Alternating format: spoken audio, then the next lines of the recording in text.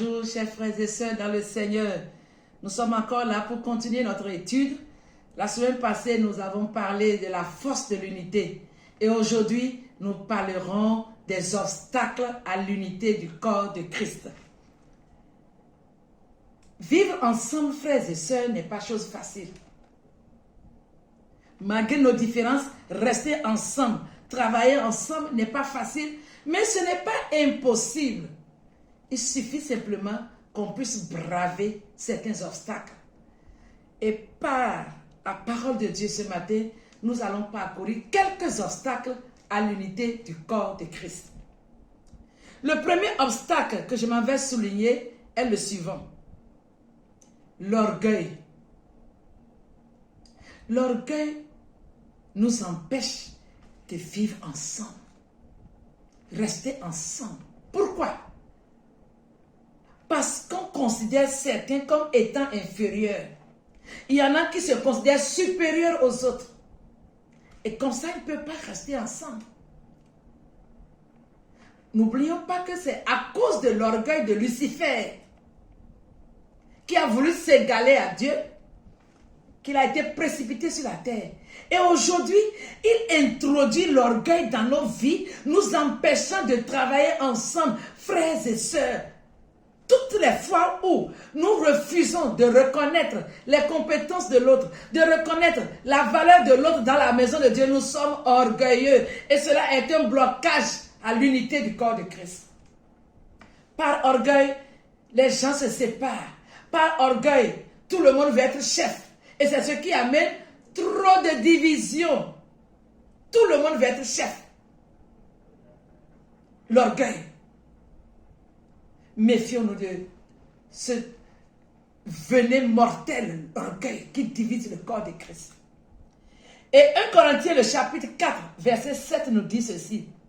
Car qu'est-ce qui te distingue? Qu'as-tu que tu n'aies reçu? Et si tu l'as reçu, pourquoi te glorifies-tu comme si tu ne l'avais pas reçu? C'est ce que nous oublions souvent. Quel que soit ce que nous possédons, quel que soit ce que nous sommes, ce n'est que la grâce de Dieu. Soyons humbles, revêtons-nous d'humilité. Et c'est ce qui va nous permettre de travailler ensemble. Un autre obstacle à l'unité du corps de Christ, c'est la jalousie. Un venin mortel, la jalousie. Quand la jalousie pénètre dans un groupe, le groupe va se diviser. Pourquoi? Parce que les gens seront en train de se jalouser.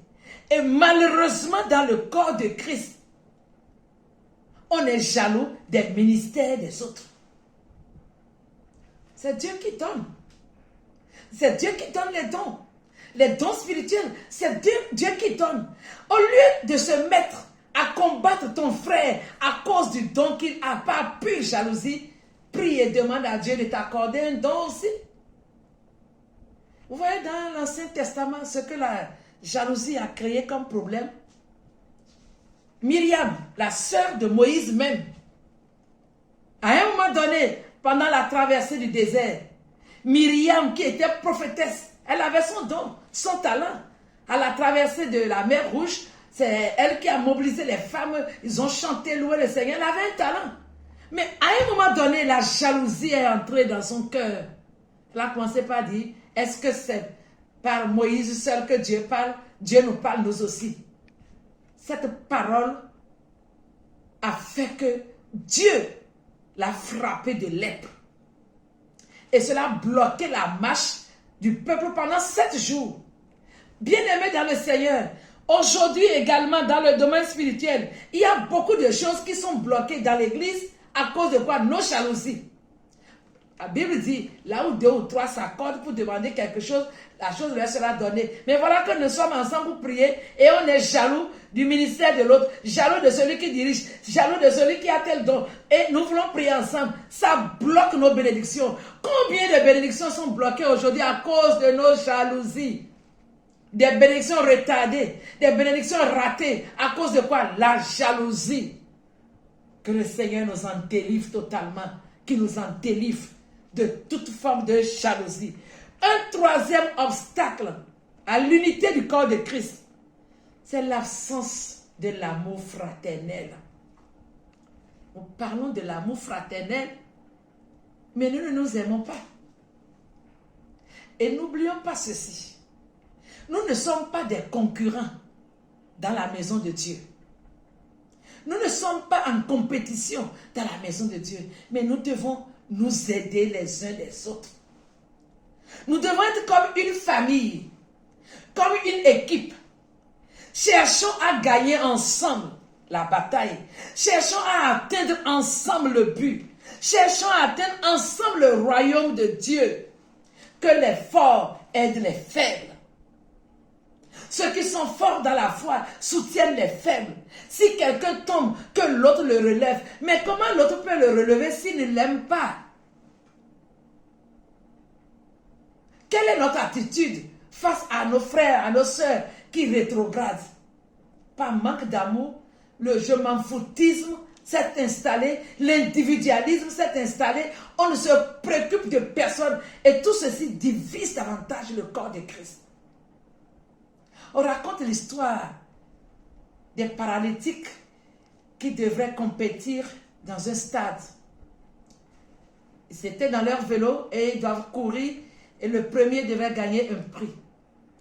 Quand le top a été lancé et que tous ont commencé la course avec leur vélo, au beau milieu de la course, un parmi eux est tombé à la renverse. Et l'histoire nous dit, les autres ayant constaté que leur frère est tombé avec son vélo, ils se sont arrêtés, ils ont fait tous demi-tour, aller relever leur frère, le faire asseoir dans son vélo, et ensemble, ils ont continué la course, et tous sont arrivés à la ligne. Et quand on leur a posé la question de savoir pourquoi ont-ils agi de la sorte, une personne devrait gagner la course, ils ont répondu ceci. Notre objectif, ce n'est pas qu'une seule personne gagne, mais que tous parviennent à la ligne d'arrivée. Telle devrait être l'attitude de nous chrétiens. Que tous nous parvenions à la ligne d'arrivée. La ligne d'arrivée. Nous parvenions au ciel. Mais pour y arriver, il faut l'amour. Mais tant que le véritable amour n'y est pas, et que nous nous divisons, nous ne pouvons pas ensemble courir pour atteindre le but. Un autre obstacle, c'est le manque de pardon. On dirait qu'aujourd'hui, il y a des frères, des sœurs dont les cœurs sont comme des magasins de stockage des offenses. On stocke les offenses. On les emmagasine. Frère, sœur, libère ton cœur. Et au fur et à mesure qu'on stocke ces offenses, on ne pourra pas travailler ensemble avec les autres. C'est impossible. Et comprenons ceci. Les offenses sont imprévisibles et inévitables. Et c'est pour cela que la Bible nous dit, pardonnez-vous réciproquement comme je vous ai pardonné en Christ. Parce que le Seigneur savait qu'il aurait des offenses. Il peut arriver de nous piétiner. Il peut arriver de nous offenser. Mais ne laissons pas ces blessures, ces douleurs nous empêcher de travailler ensemble. Et pour cela, il faut pardonner. Mais aussi longtemps que nous n'acceptons pas pardonner, nous ne laissons pas tomber les offenses, il nous sera difficile de rester ensemble et travailler. Voilà l'un des obstacles à l'unité du corps de Christ. Je m'en vais terminer cette exhortation en disant ceci. Chacun de nous doit s'analyser. Ne jetons pas la pierre à quelqu'un, mais que chacun puisse s'observer, s'analyser. Est-ce qu'il n'y a pas un brin d'orgueil dans ma vie ou dans ta vie? N'y a-t-il pas la jalousie?